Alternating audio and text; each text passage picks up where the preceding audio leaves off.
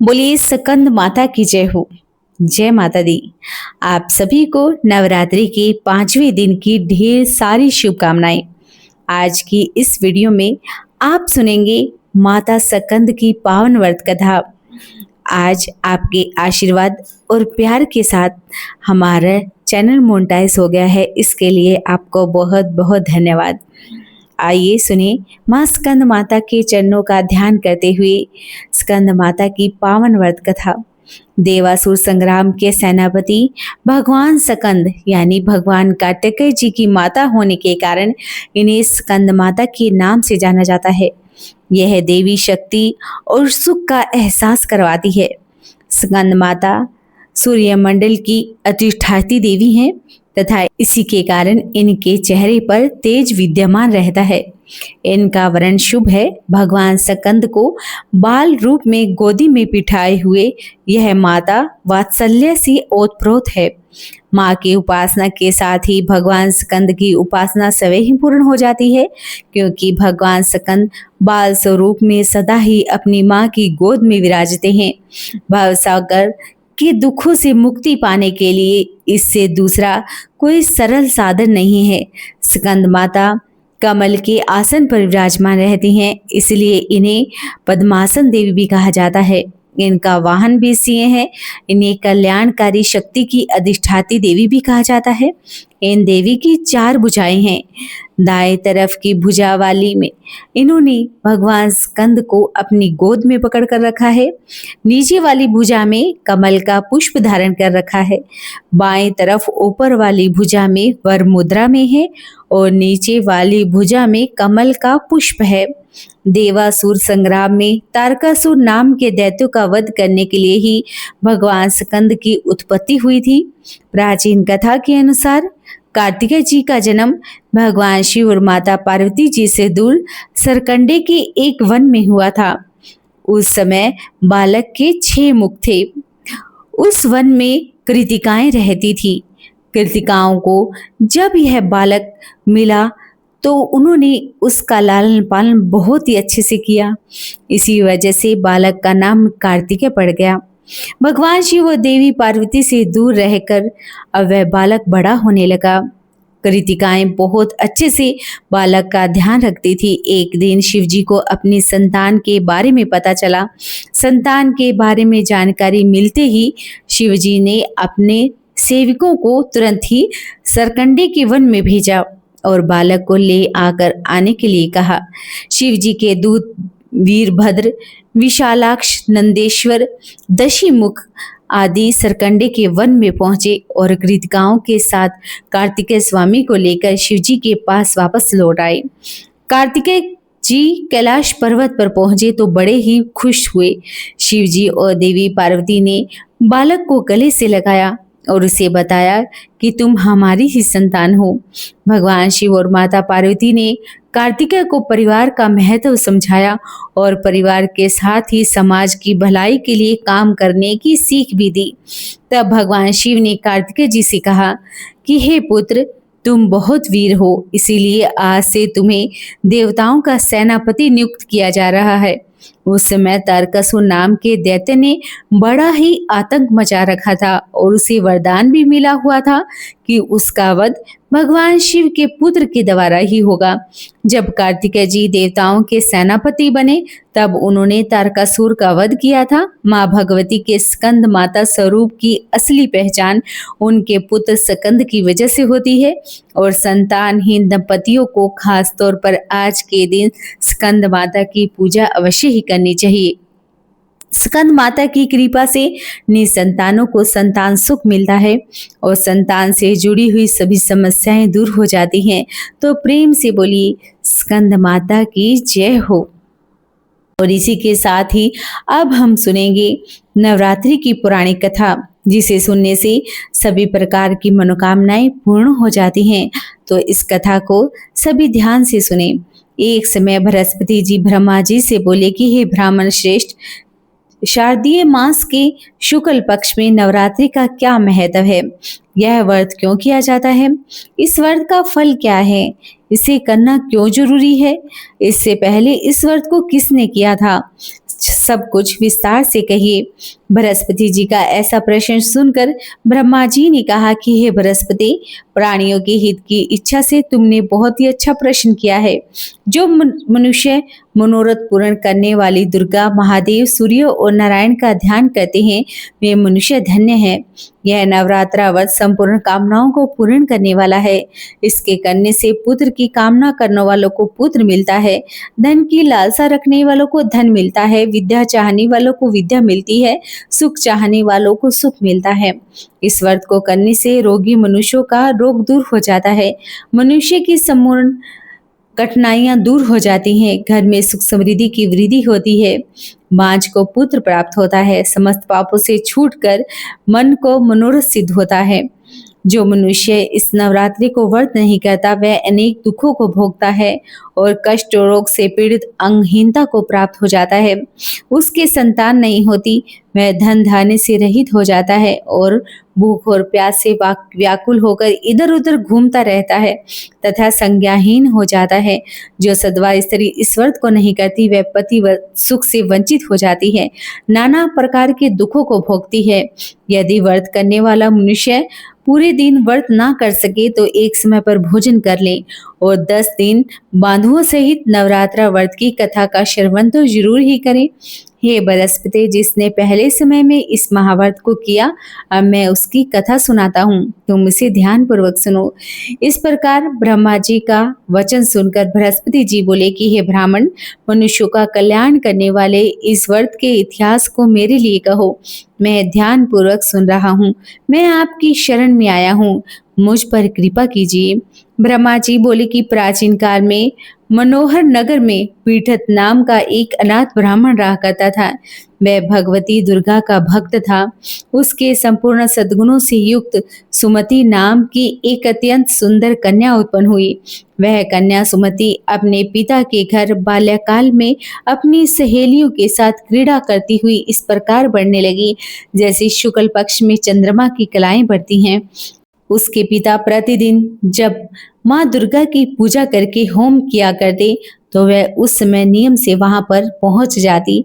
एक दिन सुमति अपनी सखियों के साथ खेल में लग गई और भगवती के पूजन में नहीं जा सकी। उसके पिता को पुत्री की ऐसी असावधानी देखकर बड़ा ही क्रोध आया और वह पुत्री से कहने लगा कि अरे दुष्ट पुत्री, आज तूने भगवती का पूजन नहीं किया, इस कारण मैं किसी कुष्ठी रोगी या दरिद्र मनुष्य के साथ तेरा विवाह करवा दूंगा।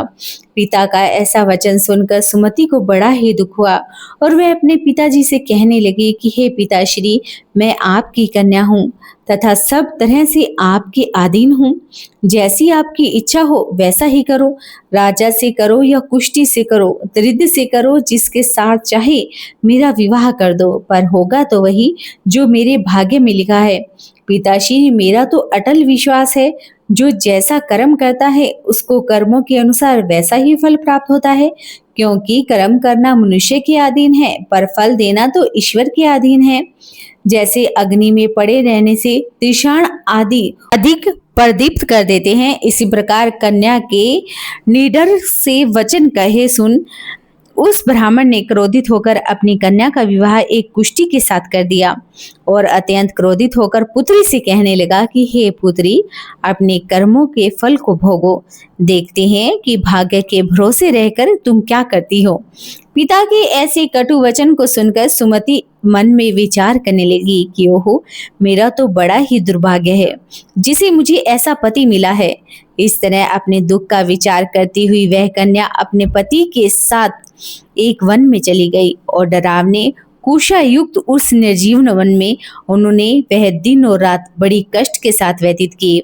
उस गरीब बालिका की ऐसी दशा को देखकर देवी भगवती ने पूर्व जन्म के पुण्य के प्रभाव से प्रकट हो सुमति से कहा कि हे देन ब्राह्मणी, मैं तुझ अत्यंत प्रसन्न हूँ, तुम चाहे 100 वरदान मांग सकती हो।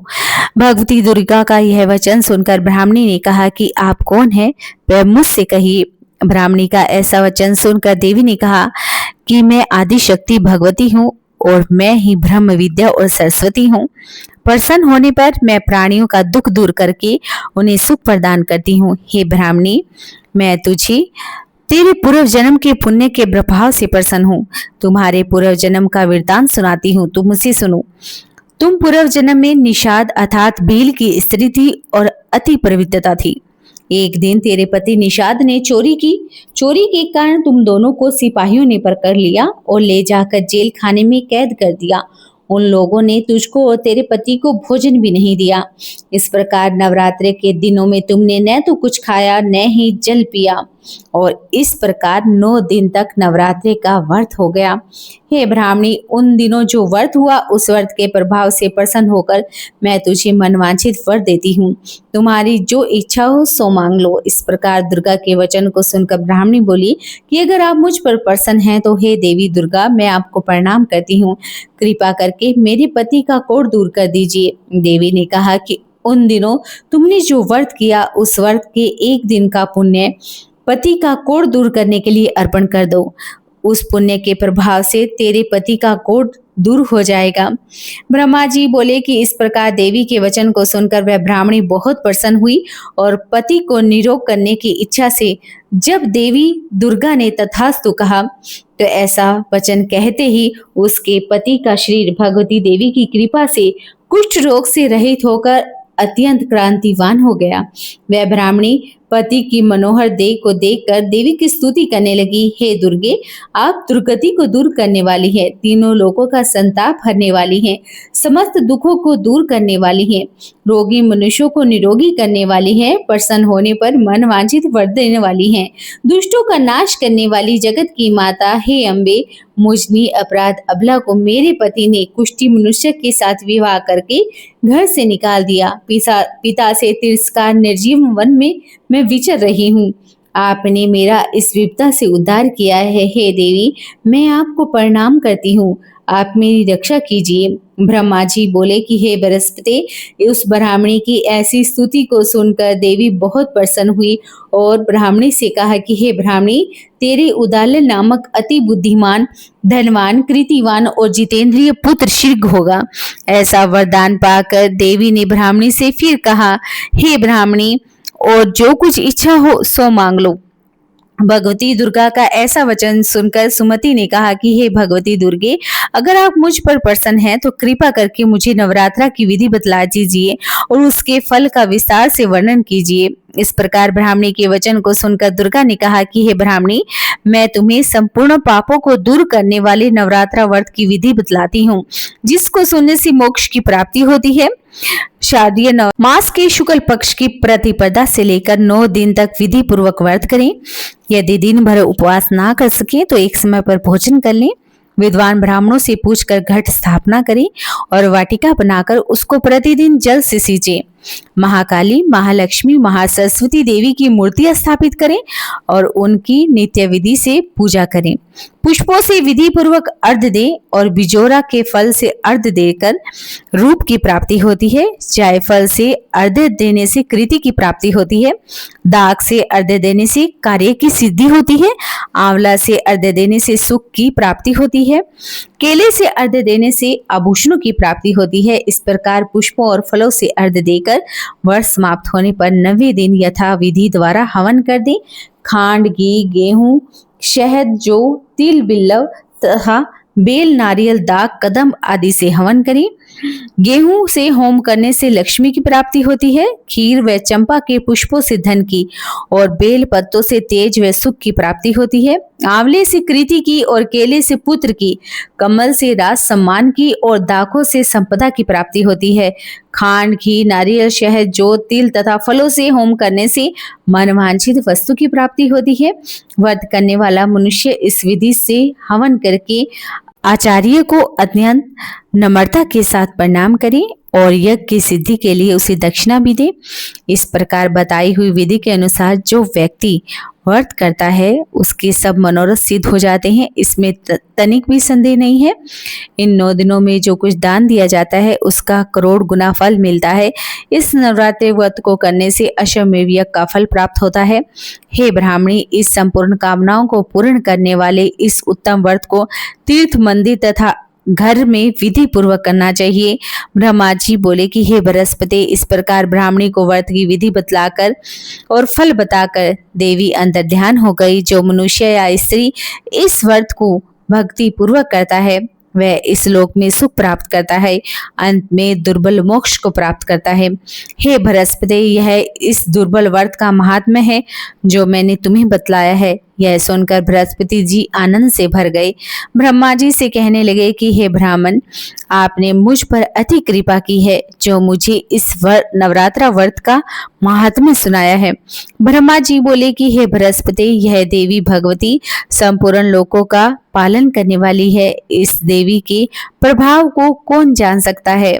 बोलिए भगवती देवी दुर्गा की जय हो। अगर आपको हमारे इस YouTube चैनल की ये कथा पसंद आई हो तो चैनल को सब्सक्राइब करना बिल्कुल भी ना भूलें। वीडियो को लाइक और शेयर ज़रूर कर दें। आपसे हाथ जोड़कर प्रार्थना है कि कमेंट में ज़रूर लिखें जय माँ दुर्गा।